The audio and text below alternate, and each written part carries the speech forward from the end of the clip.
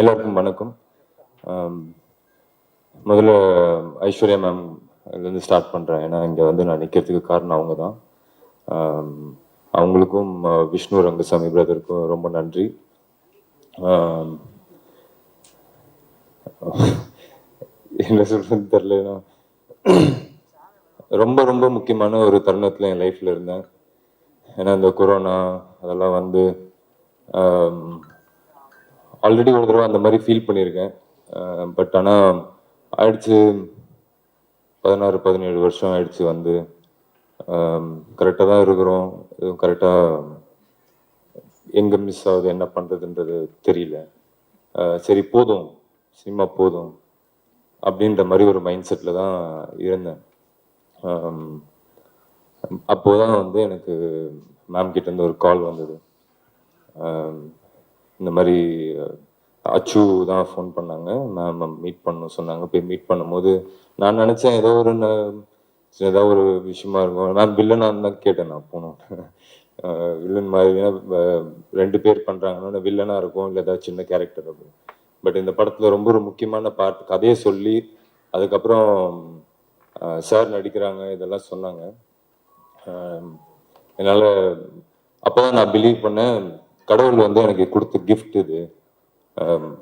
என்னை திருப்பி இன்னும் என்னோட ஜேர்னி இங்கே நிறைய இருக்கு, சினிமாவில் நான் இருக்கணும் இருப்பேன் அப்படின்னு எனக்கு நம்ப வச்சுது.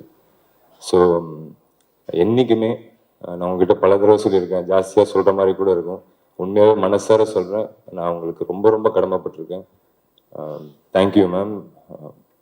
அதுக்கப்புறம் விஷ்ணு பிரதர், அவர் இந்த படத்தில் போட்ட உழைப்பு வந்து ரொம்ப பெருசு.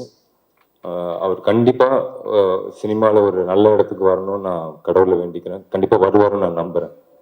ஸோ அவருக்கும் நன்றி. அதுக்கப்புறம் செந்திலனெல்லாம் வந்து எனக்கு இவ்வளோண்டு வயசுலேருந்து தெரியும். ராமராஜன் சார் வீட்டுக்கு வந்து அவர் கவுண்டமணி சார்லாம் வந்து சீட்டு விளையாடுவாங்க, அப்போலேருந்து தெரியும். அப்புறம் தம்பி ராமையா சார், எனக்கு எப்படியாவது ஒரு நல்லது நடந்துடணும் அப்படின்னு நினைக்கிற ஒருத்தவங்களில் சாரும் ஒருத்தவங்க.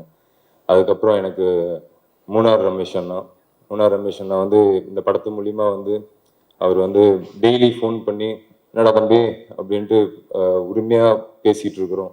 ஸோ அவ்வளோ க்ளோஸ் ஆகிட்டாங்க. ரொம்ப நன்றிண்ணா. தங்க சில நேரங்களில் நானும் விஷ்ணுன்னு ஆக்சுவலி நிறைய ஓட்டியிருக்கோம், அந்த ஃப்ளோவில் நிறைய ஓட்டியிருக்கோம். பட் எதையுமே ஃபீல் பண்ணாமல் எப்போவுமே சந்தோஷமாக இருப்பாப்புல. ஏதாவது ஹர்ட் பண்ணியிருந்தா சாரி. அதுக்கப்புறம் நான் வரேன். Nirosha ma'am, thank you. It is very nice working with you. Vivek Prasanna brother, அதே தான் எனக்கு வந்து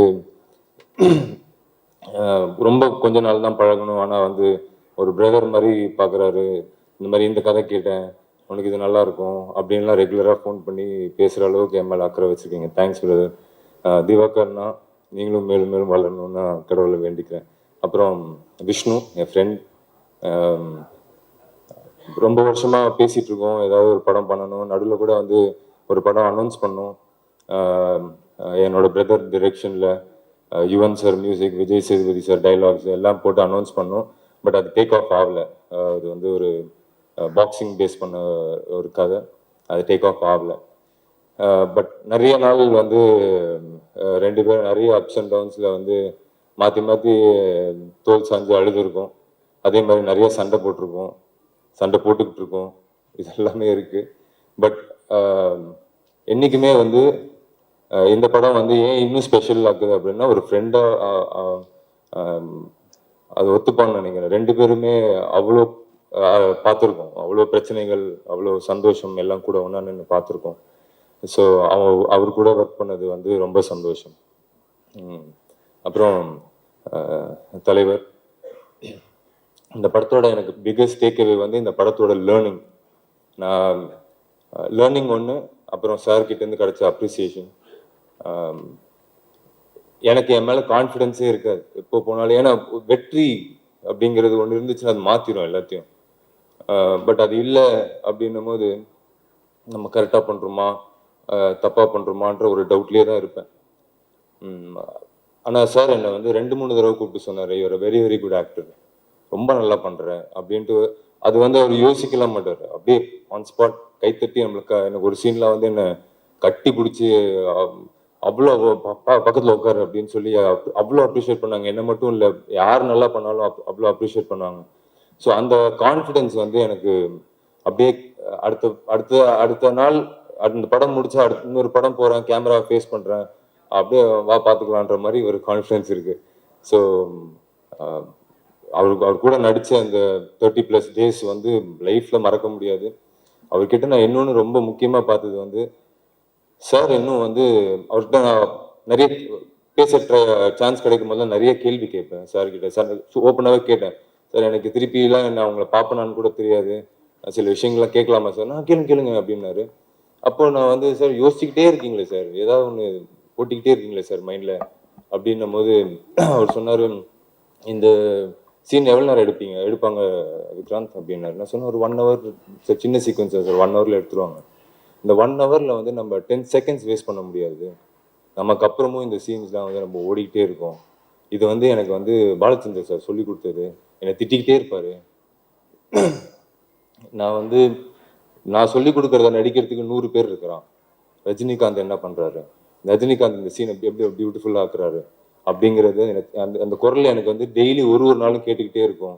அப்படின்னும் போது அப்பதான் நான் ரியலைஸ் பண்ணேன், அவர் இன்னமும் அவர் வந்து சூப்பர் ஸ்டார் ரஜினிகாந்த் அவர் ஃபீல் பண்ணவே இல்லை. பாலச்சந்தர் சாரோட ஸ்டூடெண்டாவே இருக்கிறாரு, இன்னும் கத்துக்கிட்டே இருக்காரு. தம்பிராமையா சார் சொன்ன மாதிரி ஃபிட்ஜிட்டியா இருப்பார் ஷூட்டிங் ஸ்பாட்ல. அதாவது அவர் 5-6 படம் பண்ண ஹீரோ எப்படியாவது ஒரு ஸ்டெப் மேலே போயிடணும், இன்னொரு ஒரு ஹிட்டு கொடுத்துட்டு நம்ம அப்படி அந்த லெவலுக்கு போயிடணுன்ற மாதிரியே இருக்காங்க இன்னும். அவரோட டிசிப்ளின், அவரோட சிம்பிளிசிட்டி, இதெல்லாம் வந்து அன்மேட்ச்ட். அவர் இன்னொன்று கண்டிப்பாக போய் மேம் சொல்லியிருப்பாங்க, இந்த கேரக்டர், ஏன்னா நான் பண்ணுற கேரக்டர் வந்து இண்டஸ்ட்ரியில் எவனா இருந்தாலும் பண்ணுவான், டவுட்டே கிடையாது. அவ்வளோ பேர் பண்ணி கேட்டு நிறைய நோ சொன்ன கதைகள்லாம் நான் கேட்டிருக்கேன். பட் அது எனக்கு அமைஞ்சிருக்குன்றது வந்து உண்மையாகவே என்னோட ஃபேமிலியோட ப்ரேயர்ஸ் தான் நான் நினைக்கிறேன். ஸோ சார் வந்து நான் நடிக்கிறதுக்கு ஒத்துக்கிட்டதுக்கு அவருக்கு மிகப்பெரிய நன்றிகள். லைக்கா, சுபாஷ் கிரண் சார், எங்களோட ஃபேமிலி மெம்பர் மாதிரி இருக்கிற தமிழ்குமரன் சார், இவங்க எல்லாருக்கும் நன்றி.